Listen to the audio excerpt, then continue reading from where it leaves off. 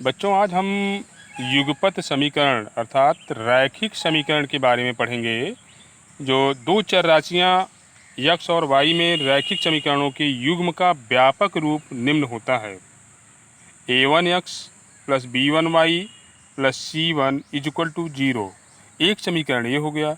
दूसरा समीकरण a2x plus b2y plus c2 equal to 0, जहाँ a1, b1, c1 तथा a2, b2, c2 सभी वास्तविक संख्याएं हैं। अब बेटा, इसमें x और y क्या है? ये चर राशियां हैं। इन्हीं का मान हमको निकालना है और इन सब का मान निकालने के लिए तीन विधियों का प्रयोग करते हैं, जो अभी हम आगे आपको इसके बारे में बताएंगे। सबसे पहले यहाँ जाने संगत निकाय क्या है। संगत निकाय एक रैखिक समीकरण निकाय संगत कहलाता है यदि इसका हल कम से कम एक हल है। कम से कम अर्थात कहने का तात्पर्य ये है कि x या y दोनों का मान एक आना चाहिए। एक का मतलब कि उसका हल एक हो।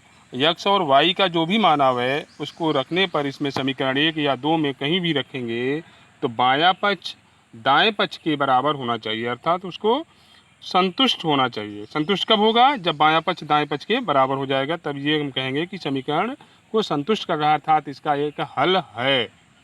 आगे देखें, असंगत निकाय क्या है।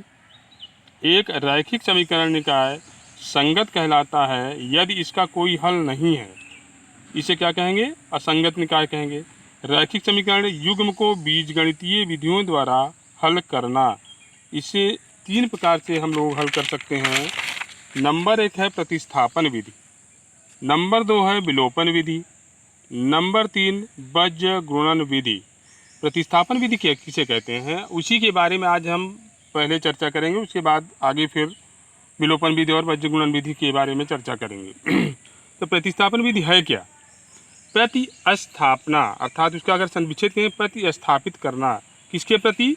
किसी एक चर को उठाकर, या जैसे हम एग्जाम्पल के तौर पर लेते हैं कि आपके स्थान पर किसी दूसरे को बैठा दें, तो इसी तरह से चर राशियों में इसमें दो चर राशियाँ हैं, तो उसमें x की जगह पर y को हम प्रतिस्थापित कर दें, अर्थात उसके स्थान पर बैठा दें। तो इसके तरीका क्या होता है बेटा कि दोनों में से किसी एक समीकरण से एक चर राशि का मान दूसरी चर राशि के पदों में ज्ञात करते हैं।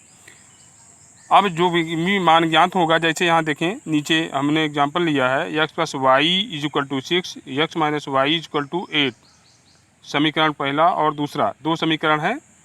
तो इसके माध्यम से यहाँ हम चरण, इसमें प्रतिस्थापन विधि के तीन चरण हैं और इसी के माध्यम एग्जाम्पल के माध्यम से हम तीनों चरणों को आपको समझाने का प्रयास करेंगे।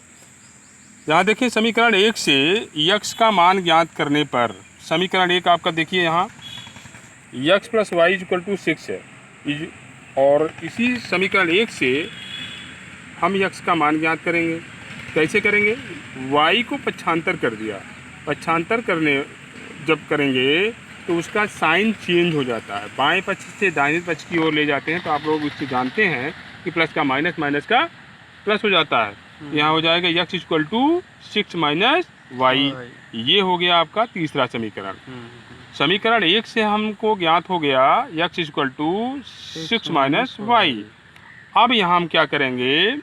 x का मान प्रतिस्थापित कर देंगे, अर्थात रख देंगे। x का मान समीकरण दो में रखने पर या प्रतिस्थापित करने पर, बात वही है, चाहे रखिए चाहे उसको शुद्ध भाषा में या गणितीय भाषा में प्रतिस्थापित कहिए, दोनों का आशय एक ही है। तो x minus y is equal to 8 पर इसमें समीकरण दो में रखेंगे हम। तो x minus y is equal to 8, ये जो है आपका दूसरा समीकरण है। तो दूसरे समीकरण में x का मान क्या रखेंगे? समीकरण तीन से 6 माइनस वाई यहाँ रख दिया हमने। अब इसको बेटा क्या करेंगे, चूँकि y और y का साइन क्या है? समान है। इन दोनों को क्या करेंगे?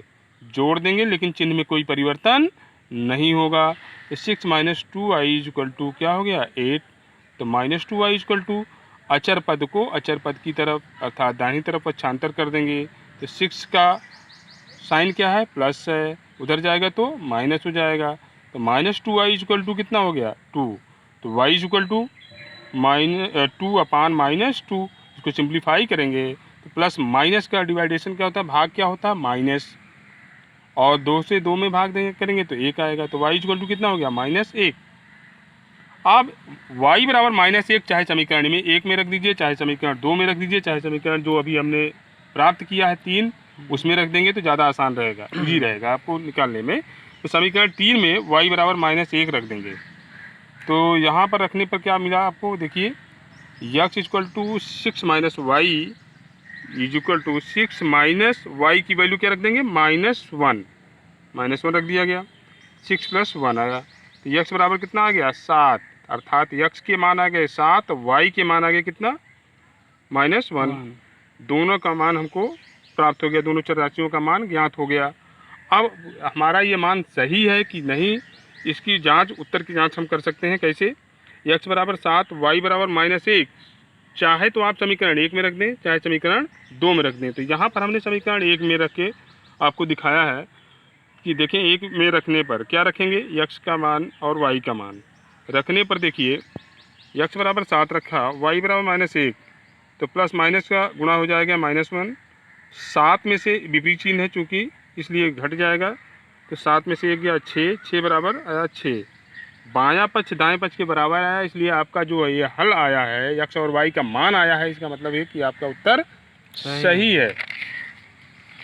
यहाँ देखें कुछ प्रश्न दिए गए हैं प्रतिस्थापन विषय हल करने के लिए आपको दिया जा रहा है, इसको आप हल करेंगे, और नहीं समझ में आ रहा तो उसको जो भी क्वेश्चन इसमें से पूछना होगा उसको आप पूछेंगे, ठीक है, व्हाट्सअप कर दीजिएगा इसको।